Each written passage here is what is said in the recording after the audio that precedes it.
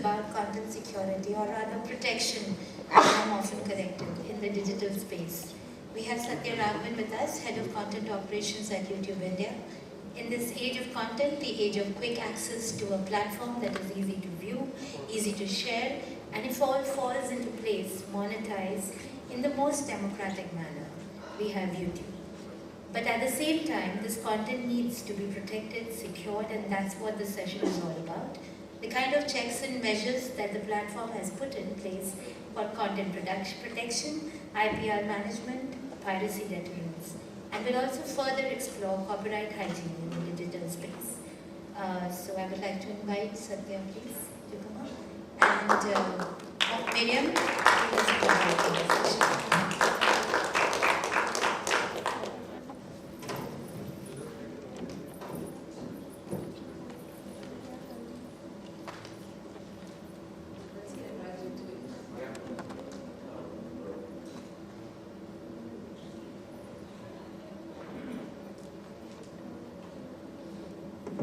Hi, can you hear me?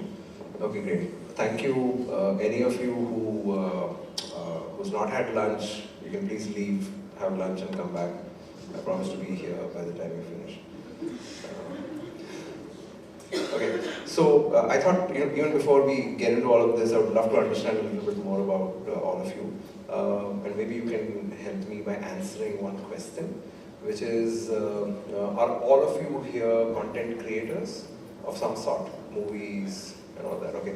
Now, where is the ultimate destination that you would want your content to be available? Just anybody across the room, just so that I understand where you're coming from. Right now, YouTube. Okay, awesome. Anybody else? On digital across. Okay. Cinema halls. Cinema halls. Yeah. Theaters. And YouTube. Okay. Why am I not hearing the usual suspects like Netflix, Amazon? Also. Okay, great. So, I wanted to actually start off by talking about one of these big movies that happened in our collective memory in the last couple of years, a movie called Dangal. Right? Have all of you seen the movie? Yeah. So, Dangal released, I think, around Christmas time or something a couple of years ago, and then turned out to be one of the biggest blockbusters. And do you know that they uploaded Dangal onto YouTube before it went to the movie theaters? Do you guys know that? No, right? Well, they actually did, right? And I'll tell you why they do that, and why every one of you should think about doing that. Now, whenever someone uploads a piece of content onto YouTube, we do what is known as take a fingerprint of that particular video, right? It could be a 3-minute video, or it could be a 2-hour movie, but we essentially take a fingerprint of that. Why? Because that is the only way we can then help you protect your content on YouTube. Okay, so the makers of Dangal, maybe 3 or 4 days before the movie hits the theaters, they uploaded their movie onto YouTube in private mode. Okay, which means you can't see the movie, obviously. And all of you who are thinking, oh my god, that's our way to save $300 and not go to the theaters, sorry, right? You'll still have to go and see movies in theaters, like some of you want your products to be out there. But for us to protect your content, you're required to upload it on YouTube in private mode, so that we can then take a fingerprint of that movie. And if anyone here who's a pirateer, who pirates content? No? Okay. So if there's a movie pirate out there who then takes a piece of Dangal and puts it on YouTube, that's the only way I can then help the movie owner, right? So that's essentially one of the functions that we do. So it's not just about showing videos, we also do a lot of what is known as protecting content on YouTube, whether ultimately you want to show it on YouTube or not. And so that was Dangal. Again, in the last couple of years, we've had a lot of amazing content on platforms like Netflix, Amazon, etc. Where again, the makers of those products, we actually tell them that, hey, great, congratulations, your product is on Netflix. But you know what's going to happen when your product is on Netflix? Did I ask if there are any pirateers here? I think I did. Okay. So what happens is when it reaches platforms like that, that's a signal to a pirateer that hey, this content is good, right? Earlier they wouldn't know if that content was good, but the minute platforms like those actually buy your content, it's also a signal to the rest of the world that that content is really good. So guys then start to pirate that kind of stuff, right? So again, if that movie or web series is not fingerprinted by YouTube, then I'm afraid we can't help you, on YouTube at least, right? We obviously can't do stuff outside of YouTube, but again, India and the rest of the world now have very, very strong anti-piracy cells. Some of them are official, some of them are, private companies which help, which, also track a lot of stuff which happens outside, but we'll leave that aside and focus on YouTube, right? So I just thought I'll start by saying that content owners across the world use YouTube to protect their content, right? Regardless of whether they show their content on YouTube or not. I'll quickly run through a few slides, Miriam, and then we can chat and maybe ask some questions, right? So let me quickly run through some slides. Some of these you might have seen before, some of these are obvious, but I think it is important to set context of where we are as a country. Are you photographing or videographing? Ah, thanks. No, because if you're videographing out of video, you're creating. Okay, great. So the platform is really large today worldwide, about almost 2 billion people who are coming on a monthly basis, and in India that number is also incredibly large. There's about 250,000 people who are coming to YouTube on a monthly basis, which is great for creators at this point of time because it's an easy way to reach out to a whole lot of people and spread details about your content. I'll quickly just walk you through, some of you might know this, some of you might have heard me before, but I'll also take you through a bit of history of what we've been seeing in India.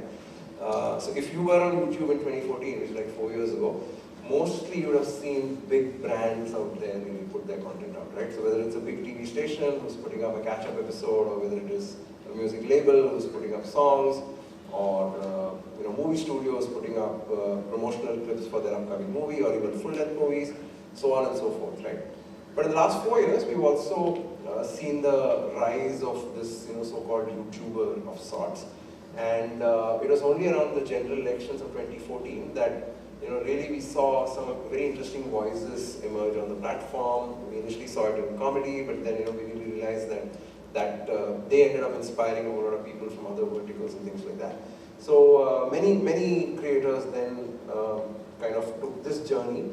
And for us, it's been a very interesting journey because, today we are seeing creators from 400 individual towns, cities, and villages actually upload content literally on a daily basis. So we've really seen this grow. We're seeing it content not just in Hindi and English, but also in other languages. And when someone asks me what languages do you find on YouTube today, I have no hesitation in saying that the language of YouTube is actually is your mother tongue, because there's content in literally every language. And while this was happening, our ecosystem also started to diversify from just being traditional media-driven content to a lot of YouTube-first content across verticals like comedy, food, music, so on and so forth, right? So today there are 400 individual YouTube creators who have more than 1 million subscribers on YouTube, right? These are all people like you and me, maybe slightly more talented, but all people like you and me who said, sometimes I joke, okay, so don't mind. So all people who are just uploading content, because they're expressing themselves. And they have managed to reach millions and millions of people, right? And the reason why we like subscribers, our subscribers just tell you how connected consumers are to a particular creator, right? So this is it just tells you how many channels across some of these verticals have more than 1 million subs, right? So if you look at women's lifestyle, channels which talk about beauty, style, fashion, etc., there are over 30 of them with more than 1 million subs. And there must be 300 of them, who are on their way there, who will get there in the next few weeks, months, or years, right? So it's a very, very, very interesting space that's evolving. Something that takes us also by surprise. So yeah, so the ecosystem has become very deep and wide. Not just movies, not just music, but it's literally anything that you possibly can think of. There are very interesting YouTubers who have emerged, right? Vidya Vox is someone who creates mashups of Bollywood, English songs, etc. And she's got over 5 million subscribers. People you've never even heard of. Shruti Arjun Anand was a computer engineer who then gave that up and has a channel that talks about lifestyle, beauty, style, fashion, etc. She's got more than 2 million subs.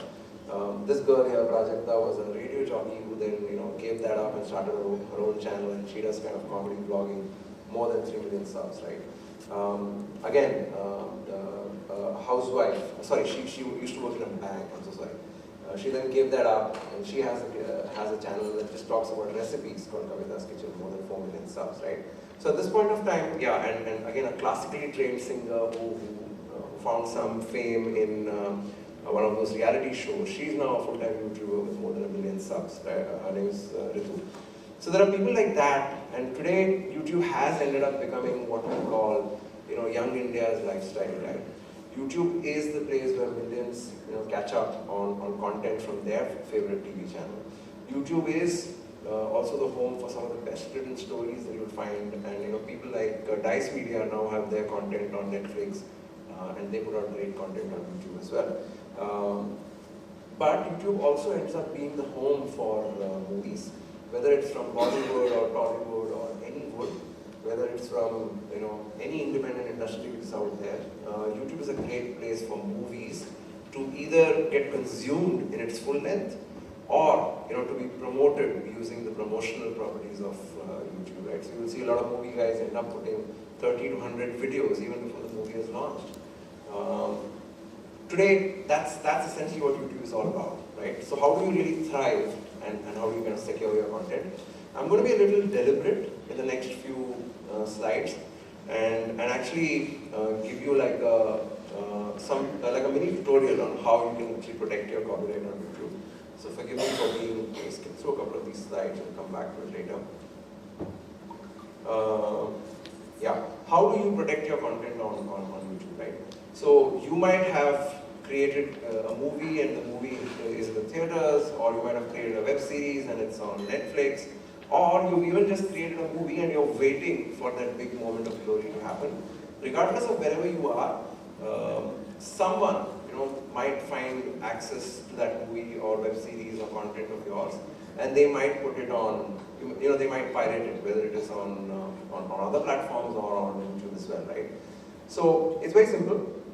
If you realize that your content has, somebody else has taken your content and put it on YouTube, the easiest way to start is to actually just go to Google or YouTube and actually search for how to protect your copyright. So whatever you want to type, whether it is how to protect my copyright, or how to issue a copyright strike, or what have you, chances are that you'll end up seeing something like this which says submit a copyright takedown notice, right? Once you click on that, you will come to the YouTube help website, which basically gives you enough, it tells you everything about what you need to do to protect your copyright. But let's cut to the chase and actually tell you how to submit a copyright takedown notice, right? It's very simple. All you need to do is press that blue button. But we'll want to know a little bit more about what you actually intend to do. So the first thing you will really see is 1, 2, 3, these 7 bullet points, right? So we're talking about copyright infringement. So the minute you click on that, which is as simple as someone copied my creation, right? You will then see another little box open up below that, which then tells you, or rather asks you who you are, right? So you might be an independent filmmaker, or you might be working for a company that produces many movies, or you bought copyright from someone else. So it just asks you who you are. Let's for a minute imagine that you're an individual. It then asks you for the YouTube link of whoever has copied your stuff, right? So it's as simple as knowing where that content is sitting, because anyway somebody would have sent you a link saying, hey, your great movie or your great web series is on YouTube. What are you doing about it, right? So all you need to do is just put that URL or the web link of that particular video, and you can also use this form to kind of take down many at a time. So it's not just one video at a time, but you can take down many at a time. So you do that, and that's when we ask you a little bit about yourself, right? So we are governed by an organization called the DMCA that tells us that, look, if someone gives you a copyright takedown notice, you have to take it down. So if you issue a copyright takedown notice with the URL and with all these details, we will take that other video down, right? We might take 24 hours to do it, purely because sometimes, these offices are across the world and somebody's going to sleep and things like that. But we will take it down. But to help us take it down, we'll ask you some information about yourself, right? So we'd want to know what's the name of your company, some email addresses, and that there is my email ID in case anyone wants to send me an email later today, right? We'll ask you a bunch of things about yourself, your legal name, your company name, your address, and all of that, because we want to know who you are. We then ask you in good faith to also say that you are the genuine owner of this copyright, and that is when we can take some action, right? I think I'll pause there, Miriam, and maybe we can talk about what I've just talked about, and then maybe go on further. Yeah? Okay, thanks.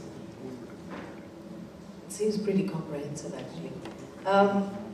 Just to make some things clear, Sure. you talked earlier about content ID and getting a fingerprint Right. of something that's been uploaded.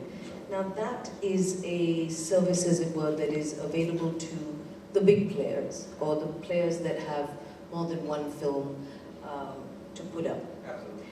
And that's part of a service that you give when they run their channels with you. It's not Yeah. paid per se. No. They can't. So if I have a film that I want to put up and it's the only film I've made in my life, I can't pay YouTube to be my policeman. No. No. Okay. So YouTube is what we call a self-serve platform, Yeah. right? So if you're managing your channel, you manage it, you protect your copyright. We just help you with all the technology and all the storage and all the services to help you do that better, right? Okay. Fundamentally. Okay. We talked a little earlier just before the session, and you said something interesting, that there were, say I'm Yash Raj and someone's put up Thugs of Hindustan, Yeah. and I want it taken down. But I also know that when I've gotten to that illegal upload, I see that it's had 6 million views in 3 days. Yeah. Now that's also marketing for me and my product. How do companies sort of deal with that? Yeah. Yeah, so I mean, if you take a big studio like say Yash Raj and many other studios like that, they have a team which is pretty vigilant in that sense. Apart from using that form that I showed you, Yeah. because they are Yash Raj films, and not just them but many others, they have access to a slightly more advanced feature, which is called Content ID, Yeah. where the minute they upload, like the Dangal guys put it up 3 or 4 days before, Thugs of Hindustan is also uploaded on YouTube at this point of time, but in private mode. So putting it up 2 or 3 days before basically allows YouTube, To fingerprint it. get the fingerprint of the entire Absolutely, product. absolutely. And so then you can identify an illegal Yeah. upload anywhere. Yeah, and because the person who is into pirating stuff, Yeah. right, is actually, I think, even more cleverer than all of us put together, we also subject that video to various other distortions that they might have done or will do, so that we are able to catch it in many different places, right? Can you give me an example of a kind of distortion? Yeah, what they would do is so you have Thugs of Hindustan, right? There's a tall man in the film and there's a short man in the film. But what they might do is they might put a border around that thing and make it even smaller, right? So you mean to kind of trick the fingerprint, Exactly. as it were? Yeah. Okay. But then all that we do helps someone like that actually understand that look, there are many ways in which people We will can do catch things, you. but we'll catch you. So for stuff which is already uploaded and we've had the lead time, I can kind of say that it might not ever reach 6 million views in that sense, right? We'll catch it before it kind of proliferates that way. But as I said, those people are incredibly clever, right? So they might do stuff which will take us time to catch up.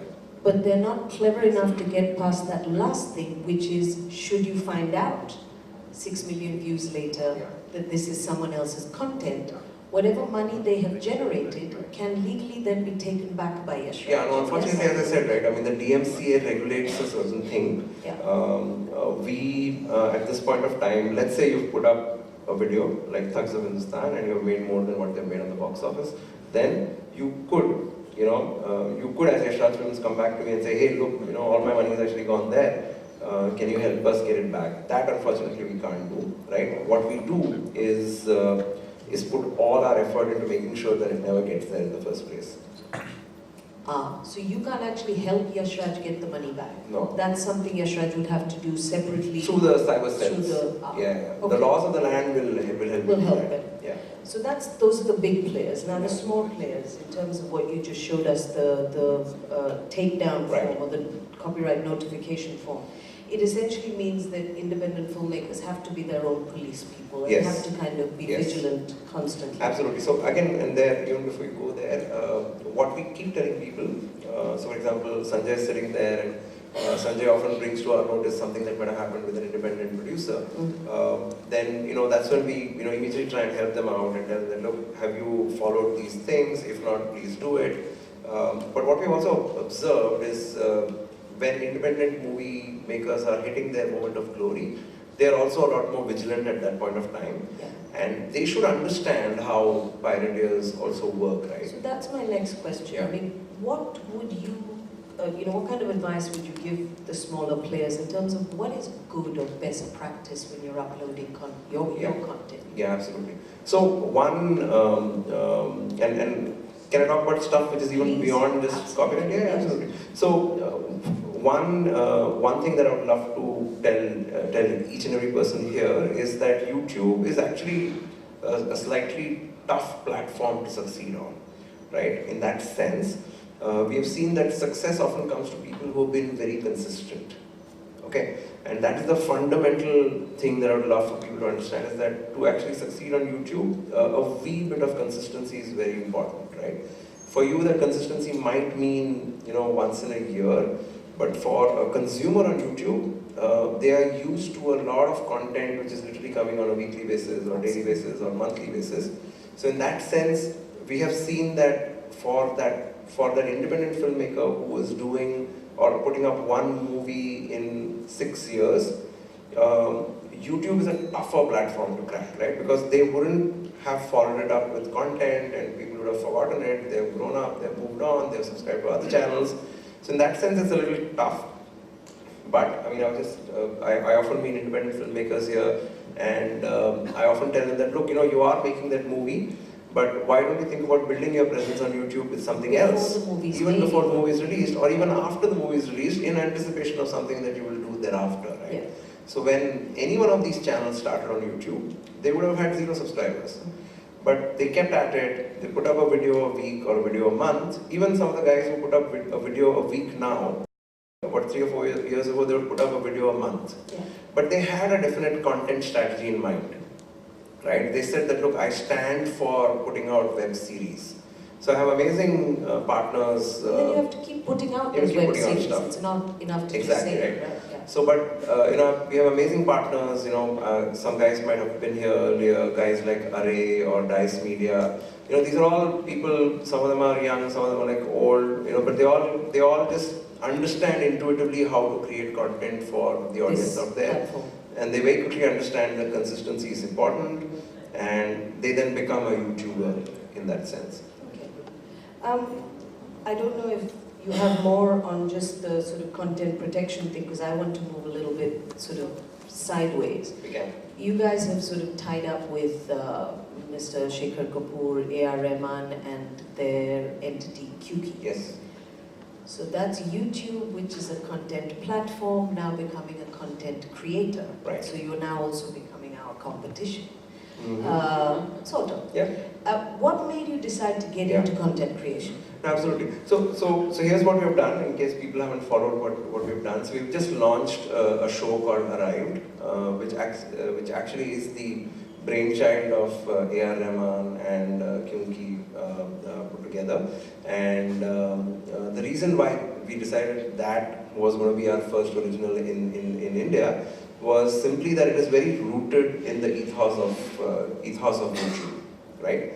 Which is a signal to most people saying that, look, what kind of content should I create? At this point of time, we are definitely saying that let's put our money. And this is just musical content, right? Yeah, exactly. Let's put our money behind content which is rooted in the way YouTube works, right? Fundamentally, at the heart of it, it is still a talent hunt, so to speak. But what we realize over time is that these kind of shows on television take on their own character, and there's entertainment, there's a lot of drama. Yeah. But we only focused on music. Just the music. Just the music of it. Okay. And we're just 3 episodes old, so there will be some very interesting stuff happening as we go. But we decided to focus on that because it was our way of telling talent out there that look, you are taking that first step on a daily basis of putting out that video. What can we do to accelerate your journey to stardom, so to speak? And to give it a slightly sort Just of better platform, a little bit bit, of, yeah, bit just of a little bit of that, right?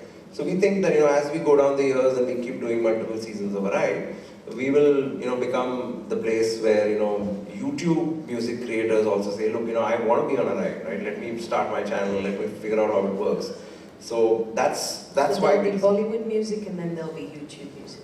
yeah, I mean, see, a large part of YouTube music is Bollywood or any other wood music at this point of time, but there's also amazing independent music, there's amazing alternate music. So at this point of time, we've still focused on Bollywood music, so to speak, but there are very interesting ways in which we will... Non-Bollywood is yeah, also we'll focus on coming. that, yeah, absolutely. So So by the way, yes. the IP of Arrive, IP stuff. still belongs to the creator, which is Kyunki.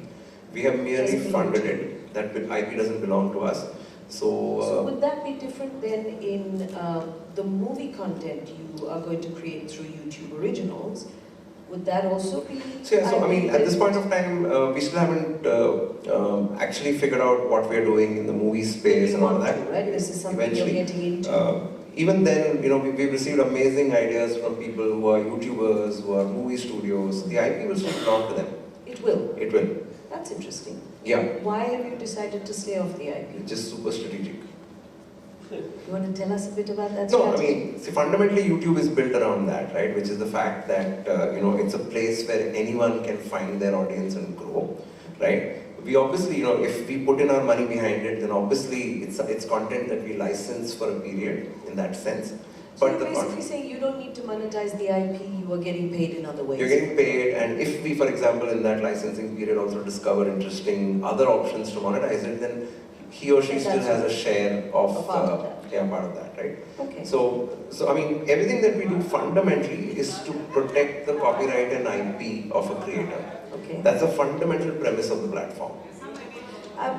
One question when you talked about the takedown notification, you said, we'll ask you a little bit about yourself and we'll ask you to claim that this material is yours. Yes.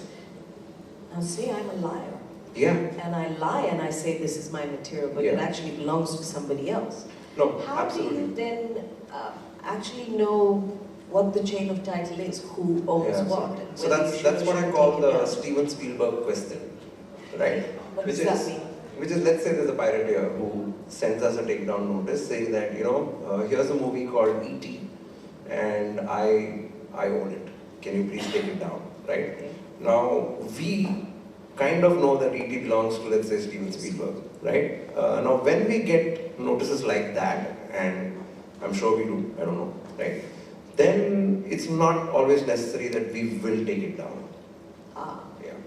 So, yeah. So a takedown notification form doesn't necessarily always result in a takedown. It needs. That is a call that you will take as the platform. Yeah, I mean, there are times when we receive a lot of takedown notices, spurious ones, and the minute there is a notification like that, then we have to actually consider what to do with it, and we always do the right thing in that sense. Okay. Now the DMCA, which is the Digital Millennium Copyright Act, which I just heard about 5 minutes ago, is American law. Yes.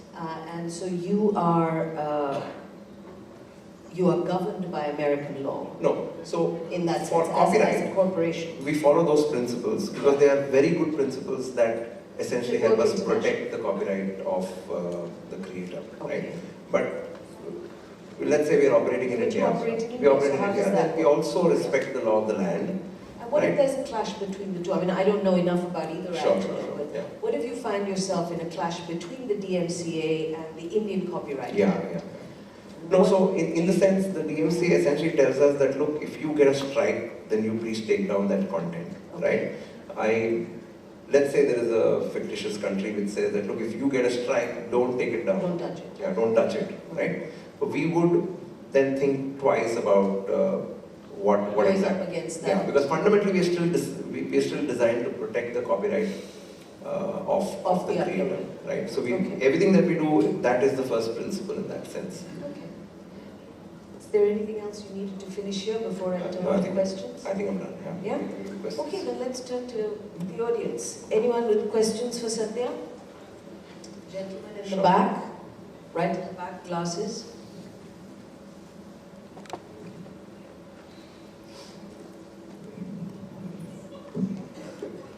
Hello, Satya. Yeah. I'm Hari Joshi. I had my own YouTube channel, and I put my all the ad films and my feature film promos on the YouTube channel. The film sold to the one digital channel, and abruptly my channel was down, and I tried to complain my online help, but it didn't help anything, and they said you just put your complaint online and you will see to it, but nothing is happening. So is this because the original director of the film is Can I ask one question though? Sure.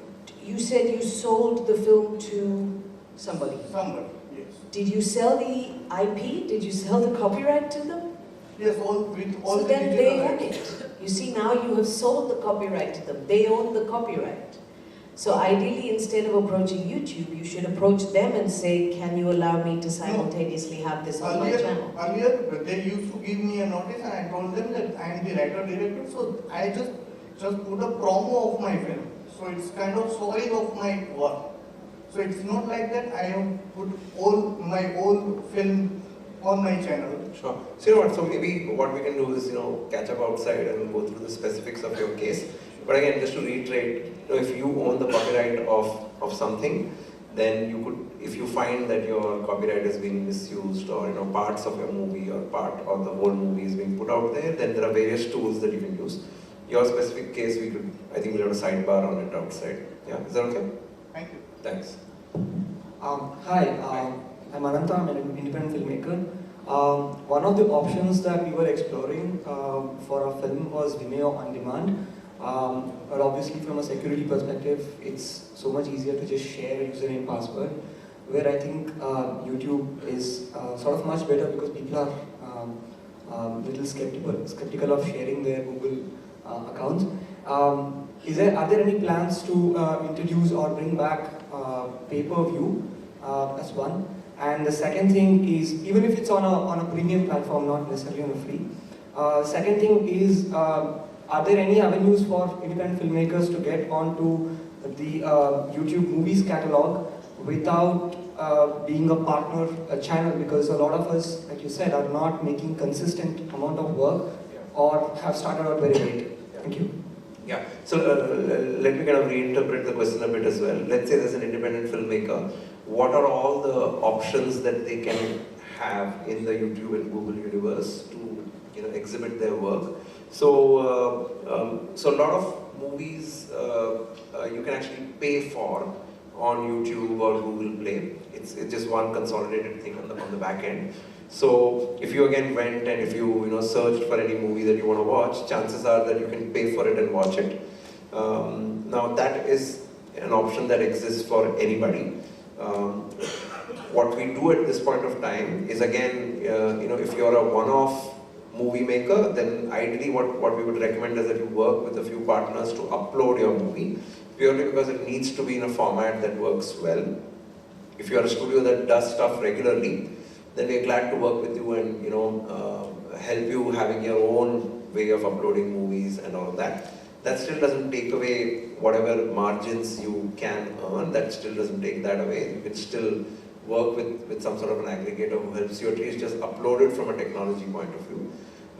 Having said that, the ideal solution for an independent movie maker is that they find that dream platform where they can upload their movie, charge for it, without having to worry about anything. At this point of time, that option doesn't exist. You still have to get commissioned by someone.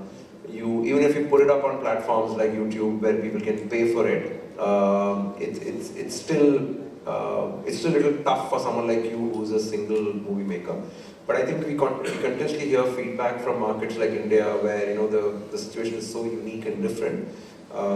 So there are a couple of interesting thoughts that we are working on for the future. So glad to catch up with you outside and be in touch with you. Any other questions? No, you were just stretching. No other questions? Okay. Lady there in the blue. Satya, very informative talk, and I actually listened to your talk last year as well, and I think you mentioned the Bengal thing, and I think that's great to have the fingerprinting. For indie filmmakers, as you say, consistency is the key, but other than that, would you have any tips or suggestions for us to use YouTube as a revenue generation model? Sure. In addition to other rights? No, absolutely. So, I mean, if let's say you're an independent filmmaker, and let's say you are a subset who has now got a theatrical for your independent film, then I would definitely say that, look, do everything that a movie studio does to promote that movie so that you get, adequate footfalls and that converts into tickets in the theater, right? So that's your basic fundamental thing. You can use YouTube the way anybody else, any other movie studio uses, whether you are making movies regularly or not. You can use the platform, and there are multiple ways to do it. One is obviously through paid advertising, right? So anybody can get an account where they can actually target the kind of consumers they want to reach out to. So let's say you're an indie filmmaker who has a limited release in Mumbai. You could actually target audiences there and get them to buy tickets and things like that, right? So that you can do regardless in that sense. There is then the other category of independent filmmakers that I often meet who actually could become a creator on YouTube very easily, right? Then you fall into what we call the regular slipstream of YouTube, and you start attending a bunch of our workshops, events to quickly understand, look, what can you do better, right? So that's category number 2. There is, however, category number 3 where you haven't got theatrical, right? You just made that amazing film, but for various reasons it's not getting distributed or exhibited, in which case you're actually in a tough spot in that sense, right? And that's when things become a little difficult. Then you could always put your movie up on on Google Play or YouTube and get people to buy it one at a time, right? So either rent it or own it. You could do that, but then you're denying perhaps theatrical in that sense, right? It's like the equivalent of straight to DVD, right? In that sense, it's straight to digital in that sense. But we are now discovering that India is at that amazing place where there are amazing options for independent film creators, right? If not on YouTube, there are many other platforms out there where you might discover your audiences. So I would just say, get a little more educated about all the options and then decide. It's still not where all of us would like it to be, right? But it's, I think, rapidly getting there in that sense, right? I mean, the other day I was reading about a model where someone collects information from people and says, what movie do you want to watch? And then they do a private screening for that, right? So that's a very innovative business model in that sense. So I think we'll get there, right? And not just us alone, but many people are trying to solve your particular business problem. It will happen. So I would just say, look, the next few years are amazing years for a creator, whether you're an independent filmmaker or a YouTube creator or just an overall content creator in that sense. I hope I've answered something that you can take away. Any more questions? Gentlemen in front. To upload the film on Google Play, do we, like currently we have to go through an intermediary? Yes. So can we do it directly? Yeah, so you could, But yeah, it's right now it's easier for all of us to go through an intermediary, purely because we have seen that independent people are not able to match up to the kind of rigor that upload process. Is that a tech spec rigor? It's a tech spec rigor at this point of time. So a lot of guys might not be able to match up to that independently. So we've experimented with that in the past, where anybody can do it, but we realized that there's a certain technical specification that everyone needs to follow, and we realized that not everyone actually has that tech backend to help them do that. So at this point of time, we are working through intermediaries, but we've also started to work directly with studios who we know have a longer pipeline, so we can actually spend a lot of time to educate them to do that. At this point of time, no, but glad to work with you and let you know how we're thinking about that in the future. And do you have a kind of tech spec primer that you put out? So Yes. someone wants to put out a feature film that's this long, Yeah. YouTube has, Yeah, so all you need to do is just search for how can I upload my movie to Google Play, and it will tell you a bunch of things. Red Last lights, question. flashing, yeah. Any last? No? Well. Okay, maybe I can just tell folks that look, as I said, right, you guys are at an amazing place in the history of media and entertainment in India. Platforms like YouTube help you really, make sure that you have the power in your hands. But there are amazing platforms that are out there where you will find the right business model for you. Keep creating is all I can tell you at this point of time. There will be amazing things for all of us in the future. Yeah. Thank you. Thank you, Satya. Thanks so much. Thank you, Satya. Thank you, Miriam, for this wonderful, informative session.